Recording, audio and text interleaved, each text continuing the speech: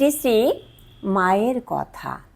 জয়রামবাটিতে একদিন মহাপুরুষদের সেবকগণের দুর্বুদ্ধি প্রসঙ্গে মা বলিলেন, দেখো, সেবা অপরাধ একটা আছে বটে। সেটা হচ্ছে সেবা করতে করতে অধিকার পেয়ে অহংবুদ্ধি বেড়ে গেলে তখন সে ভাবে পুতুলের মতো নাচাতে চায়। উঠতে বসতে খেতে সবটাতেই কর্তা, সেবার ভাব আর থাকে না। যারা নিজেদের দেহ সুখ ভুলে তার সুখ দুঃখ, নিজের সুখ দুঃখ জ্ঞান করে সেবা করে, তাদের ওরূপ হবে কেন?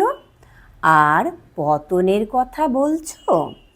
অনেক মহাপুরুষদের চারিদিকে ঐশ্বর্যের ভাব থাকে, তাই দেখে অনেকে তাদের সেবা করতে এসে ওতেই মত্ত থাকে আর পরে ওতেই ডুবে মরে। ঠিক ঠিক তার সেবা করতে পারে কজন বলো?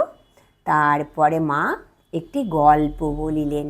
দেখো, কথায় আছে যে পুকুরে চাঁদের প্রতিবিম্ব পড়েছে, তাই দেখে ছোট ছোট মাছেরা আনন্দে সেইখানে খুব লাফালাফি করে খেলা করছে, ভাবছে আমাদেরই একজন।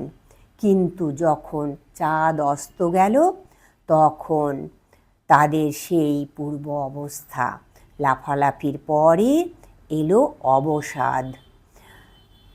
যে গুরুর কাছে সে আর কিছুই বুঝতে পারলে না। আমি বলিলাম, কেদার মহারাজ যে বলেন গুরুর কাছে বেশি দিন থাকতে নেই। গুরুর অলৌকিক আচরণ দেখে অনেক সময় শিষ্যের নাকি ভক্তি শ্রদ্ধা কমে যায়। মা হাসিতে হাসিতে বলিতেছেন, তোমরা বাবা ওসব কথায় মন খারাপ করো না, তাহলে আমার কাজ চলে কি করে? অত ভগবান বুদ্ধি না করে মানুষ বুদ্ধিতে আমি যা বলি দেখে শুনে কাজগুলি যা করছো করে যাও, তোমাদের কোনো ভয় নেই। জয় ঠাকুর, জয় মা, প্রণাম মা গো।